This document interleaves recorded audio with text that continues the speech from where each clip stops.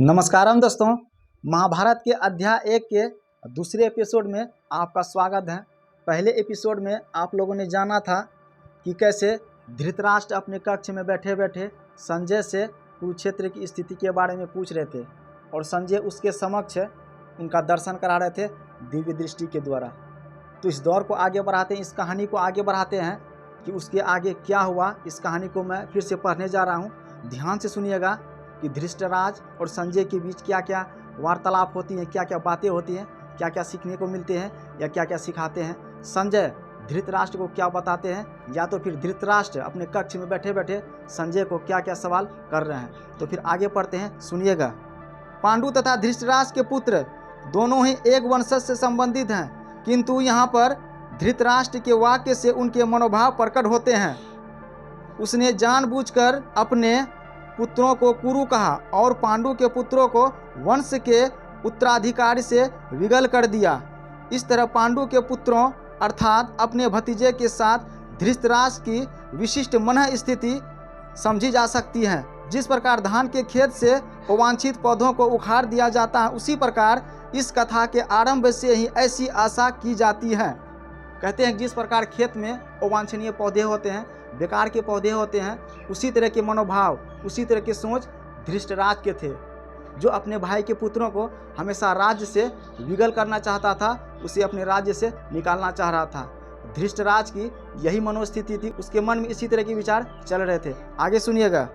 उसी प्रकार इस कथा के आरंभ से ही ऐसी आशा की जाती है कि जहाँ धर्म के पिता कृष्ण उपस्थित हो, वहाँ कुरुक्षेत्र रूपी खेत में दुर्योधन आदि धृतराष्ट्र के पुत्र रूपी वांछनीय पदों को समूल नष्ट करके युधिष्ठिर आदि नितांत धार्मिक पुरुषों की स्थापना की जाएगी।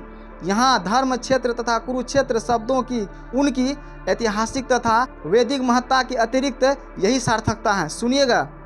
संजय ने कहा, हे राजन, पांडु पुत्रों द्वारा सेना की व्यूह रचना देखकर राजा दुर्योधन अपने गुरु के पास गया और उसने ये शब्द कहे। अब शब्द क्या कहे, सुनिएगा। धृतराष्ट्र जन्म से अंधा था, दुर्भाग्यवश वह अत्याधुनिक दृष्टि से भी वंचित था। वह यह भी जानता था कि उसी के समान उसके पुत्र भी धर्म के मामले में अंधे हैं और उसे विश्वास था कि वे पांडवों के साथ कभी भी समझौता नहीं कर पाएंगे, क्योंकि पांचों पांडव जन्म से ही पवित्र थे। फिर भी उसे तीर्थ स्थान के प्रभाव के विषय में संदेह था, इसीलिए संजय युद्ध भूमि की स्थिति के विषय में उसके प्रश्न के मंतव्य को समझ गया। अतः वह निराश राजा को प्रोत्साहित करना चाह रहा था। उसने उसे विश्वास दिलाया कि उसके पुत्र पवित्र स्थान के प्रभाव में आकर किसी प्रकार का समझौता करने नहीं जा रहा है। अर्थात संजय कहते हैं कि उसके जो पुत्र थे धृतराष्ट्र के, वह किसी भी अवस्था में वह उससे समझौता नहीं करेंगे, वह युद्ध ही चाहता है, क्योंकि राजा को उसे प्रसन्न करना था, उसे प्रोत्साहित करना था। इसीलिए संजय धृतराष्ट्र को ऐसी ऐसी बातों से उनका मन भी बहला रहा था। तो फिर आगे सुनिएगा। उसने राजा को बताया कि उसका पुत्र दुर्योधन पांडवों की सेना को देखकर तुरंत अपने सेनापति द्रोणाचार्य को वास्तविक स्थिति से अवगत कराने गया। यद्यपि दुर्योधन को राजा कहकर संबोधित किया, तो भी स्थिति की गंभीरता के कारण उसे सेनापति के पास जाना पड़ा। एवं दुर्योधन राजनीतिज्ञ बनने के लिए सर्वथा उपयुक्त था, किंतु जब उसने पांडवों की चक्रव्यूह देखी तो उसका यह कूटनीति व्यवहार उसके भय को छिपा न पाया। फिर दुर्योधन द्रोणाचार्य से कहते हैं कि हे आचार्य, पांडु पुत्रों की विशाल सेना को देखे हैं, जिसे आपके बुद्धिमान शिष्य द्रौपद के पुत्र ने इतने कौशल से व्यवस्थित किया है। परम राजनीतिज्ञ दुर्योधन महान ब्राह्मण सेनापति द्रोणाचार्य के दोषों को इंगित करना चाहता था। अर्जुन की पत्नी द्रौपदी के पिता राजा द्रुपद के साथ द्रोणाचार्य का कुछ राजनीतिक झगड़ा चल रहा था। इस झगड़े के फलस्वरूप द्रुपद ने एक महान यज्ञ संपन्न किया, जिससे उसे एक ऐसा पुत्र प्राप्त होने का वरदान मिला जो द्रोणाचार्य का वध कर सके। द्रोणाचार्य इसे भलीभांति जानता था, किंतु जब द्रुपद का पुत्र धृष्टद्युम्न युद्ध शिक्षा के लिए उसको सौंपा गया, तो द्रोणाचार्य को उसे अपने सारे सैनिक रहस्य प्रदान करने में कोई झिझक नहीं हुई। अब धृष्टद्युम्न कुरुक्षेत्र की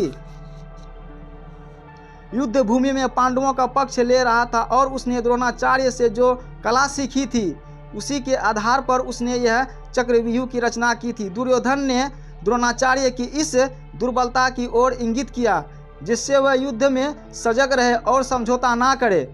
इसके द्वारा वह द्रोणाचार्य को यह भी बताना चाह रहा था कि कहीं वह अपने प्रिय शिष्य पांडवों के प्रति युद्ध में उदारता न दिखा बैठे। विशेष रूप से अर्जुन उसका अत्यंत प्रिय एवं तेजस्वी शिष्य था। दुर्योधन ने यह भी चेतावनी दी कि युद्ध में इस प्रकार की उदारता से हार हो सकती है। दुर्योधन सोचते हैं और दुर्योधन कहते हैं कि इस प्रकार की उदारता दिखाने से आपकी हार हो सकती है, आप हार जाएंगे। आगे सुनिएगा।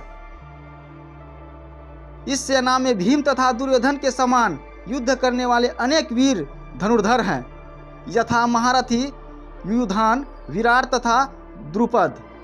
यद्यपि युद्ध कला में द्रोणाचार्य की महान शक्ति के समक्ष धृष्टद्युम्न महत्वपूर्ण बाधक नहीं था, किंतु ऐसे अनेक योद्धा थे जिनसे भय था। दुर्योधन इन्हें विजय पथ में अत्यंत बाधक बताता है।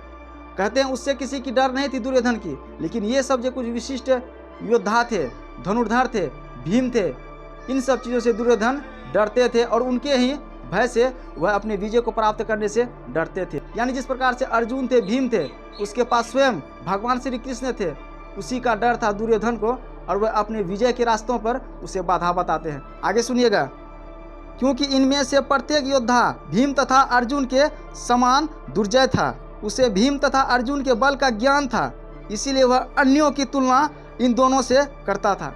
कहते हैं दुर्योधन को यह पता था कि अर्जुन कितना ताकतवर है, भीम कितना ताकतवर है, अर्जुन के पास कौन कौन सी विद्या है, भीम कितना ताकतवर है, दुर्योधन को स्वयं पता था। इसीलिए दुर्योधन कहीं ना कहीं उसके दिल में भय था, उससे डरता था, भीम से और अर्जुन से। तो आगे पढ़ते हैं। इसके साथ ही धृष्टकेतु, चेकितांत, काशीराज, पुरुजीत, कुंतीभोज तथा सौभ्य जैसे महान शक्तिशाली योद्धा भी हैं। पराक्रमी युद्धामन्यु, अत्यंत शक्तिशाली उत्तमौजा, सुभद्रा का पुत्र तथा द्रौपदी के पुत्र, ये सभी महारथी हैं, क्योंकि ये सभी उसके पक्ष में एक से एक बढ़कर महारथी थे, योद्धा थे। इसीलिए दुर्योधन कहीं ना कहीं उससे डरते थे, उससे भयभीत थे।